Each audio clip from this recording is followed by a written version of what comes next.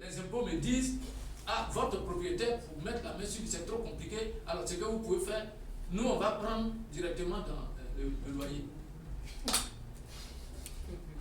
Est-ce que ça, c'est un langage que l'administration doit tenir devant un opérateur?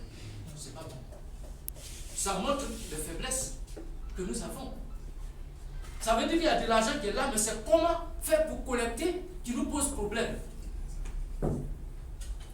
On a une chance inouïe en Côte d'Ivoire pour enrichir l'État, les impôts fonciers, et puis la structuration de notre économie informelle pour que l'assiette fiscale soit agrandie. Des réponses claires et concises nous permettront de vous accompagner efficacement et de vous orienter. C'est-à-dire que cette fiche que vous avez là, si vous l'avez remplie avec beaucoup d'efficacité, on peut aussi vous accompagner de façon efficace. Alors, la première brique, c'est votre identité.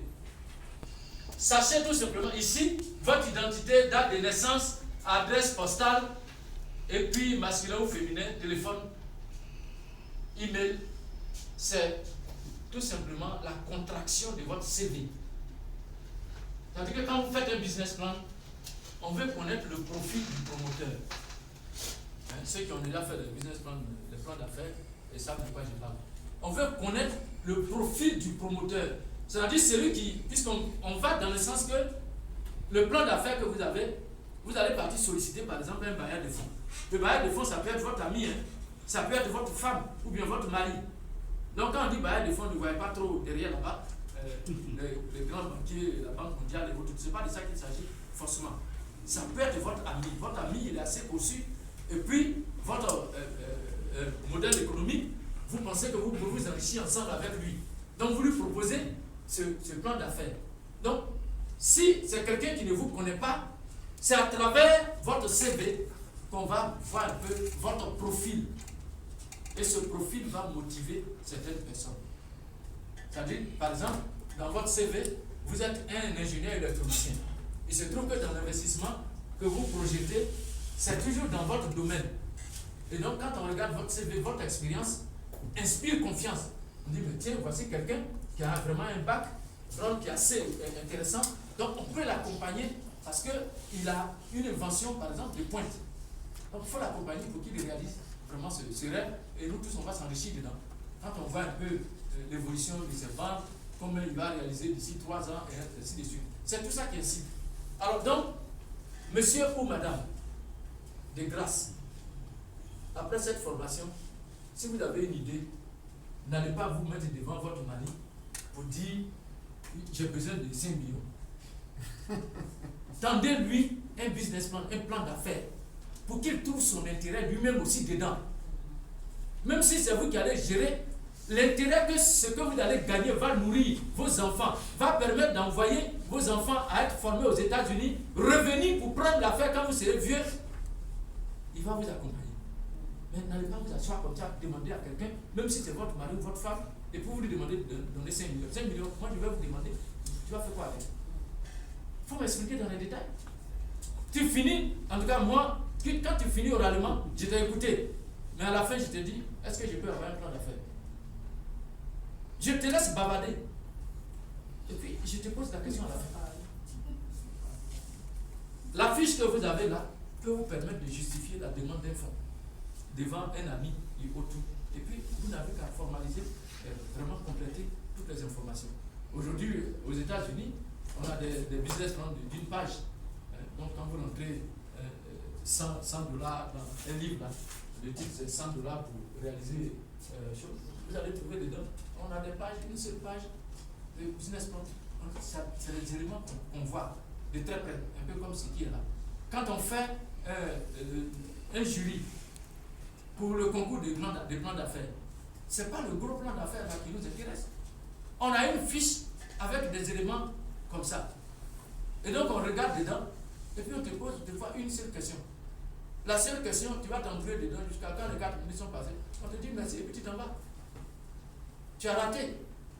Mais nous, en te posant la question, on sait que normalement en 1 minute, Si vous maîtrisez votre idée d'entreprise en 1 minute, vous avez déjà rendu l'essentiel. En 1 minute.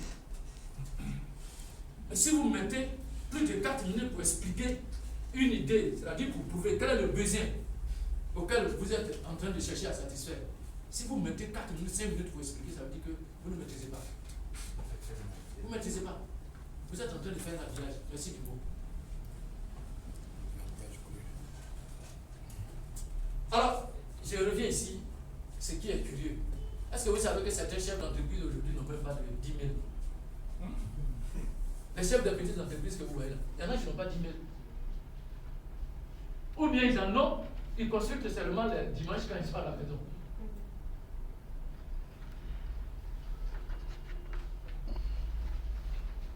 La rubrique suivante, c'est votre idée. Décrivez l'activité envisagée, les produits, les services. Quelle sera votre différence avec les autres? Alors, je voudrais vous poser la question. Pourquoi on précise décrivez l'activité envisagée et puis on vient mettre encore devant les produits ou les services? Oui. Moi, parce que dans la création d'une entreprise, il y a soit les services, soit le produit. Hein. Oui, avant ça, on a mis l'activité envisagée.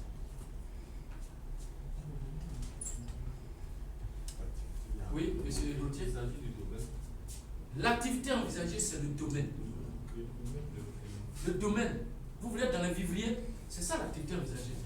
Maintenant, on vous demande quel est le produit de ce domaine. C'est ça.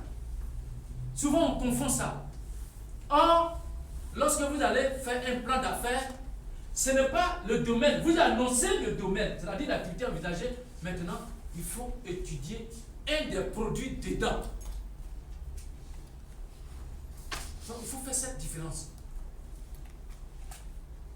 Il est, par exemple, dans l'événementiel ou dans la communication, mais dans ça, c'est quoi il fait dedans?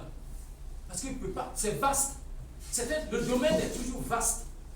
Donc, il faut choisir son élément, son produit dans le domaine. Maintenant, la question en bas, quelle sera votre différence avec les autres? Votre différence avec les autres. Si c'est pour venir faire comme les autres, ce n'est pas la peine. Il faut que votre modèle économique vous permette de faire une différence.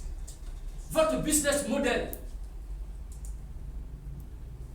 Sinon, vous venez juste pour faire comme les autres. C'est ça qui fait la différence.